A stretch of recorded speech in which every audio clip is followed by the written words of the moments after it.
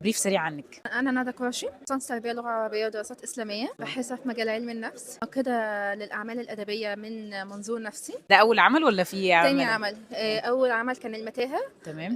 ده المحاط بالأغوار. الفكره بتجيلك ازاي وبتطبقيها ازاي في الكتابه؟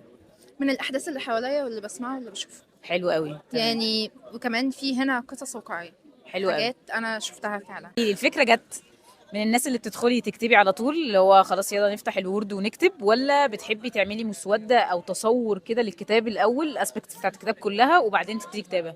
لا، بعمل تصور للكتاب الأول حلو. وبكتب كل العناصر، وبعد كده ببتدي بقى أجمع أفكاري وأعمل الأبحاث اللي عايزة أعملها. تمام. لاني كمان ذكر في الكتاب ابحاث علميه كتير، ترجمه يعني ترجمه لابحاث علميه حلو. اجنبيه كتير. تمام. تمام.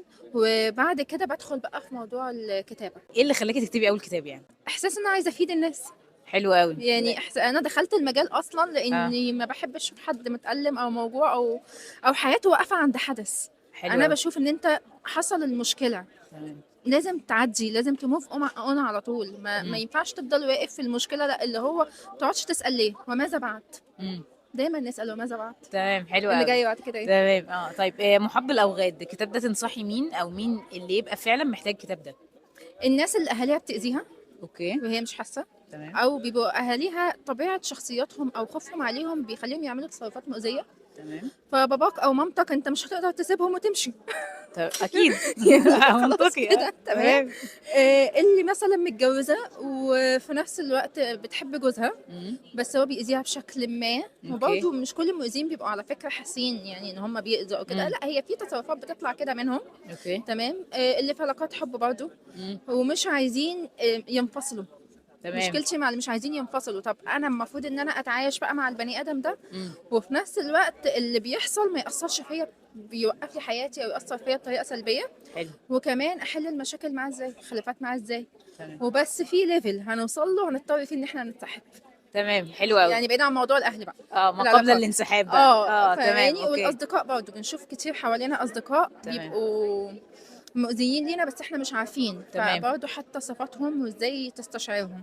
حلو. وانا لا بتكلم عن شخصيه نرجسيه ولا سيكوباتيه ولا اي حاجه، هي التصرفات المؤذيه فقط. تمام. التشخيص بصفة عامة ده يعني. بيتم في العيادات يعني. تمام زي الفل. طيب نصيحة جولد كده ذهبية للناس اللي عايزة او عندها النوايا انها تكتب. كل ما تجيلك فكره حتى وانت نايم اكتبها في النوت جنبك اللي هو او نوت النوت اللي الموبايل. على الكومودينو جنبنا ده. ايوه صح. يعني ايوه. بجد. تمام. يعني اكتر الحاجات اللي كانت بتيجي ممكن تيجي لو حد مثلا بيفكر هو نايم في مستقبله كتير، لا تمام. كانت بتيجي وانا نايمه.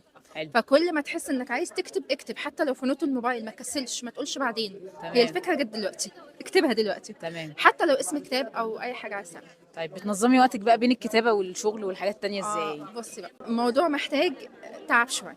ماشي. تمام. حلو. لو احنا في الوقت العادي بتاعنا، لا انت اهم حاجه تنام كويس. تمام. مش هفرض بقى عليك تصحى بدري تصحى متاخر، لا في ناس بتحب ان هي تشتغل بالليل، لا انت تنام كويس، تمام. يكون وجباتك صحيه وكويسه. مم. تركز انت عايز تعمل ايه، يبقى عندك نوتس على الموبايل او حاجه تكتب فيها كل الخطوات اللي انت عايز تعملها في اليوم. مم. وحب نفسك شويه، يعني مش كل ما حد يقول لك يلا بينا يلا. ماشي. حلوة دي. يعني لا، اتعلم تقول لا.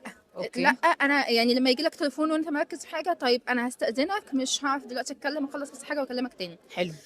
جايه لك خروجه، هي انت عايزها بس انت دلوقتي عندك حاجه، انا بعتذر. اولويات يعني. بالظبط، خلي مم. اولوياتك عشان تنجح، لازم تكون اولوياتك نفسك، تمام. بس مش بانانيه.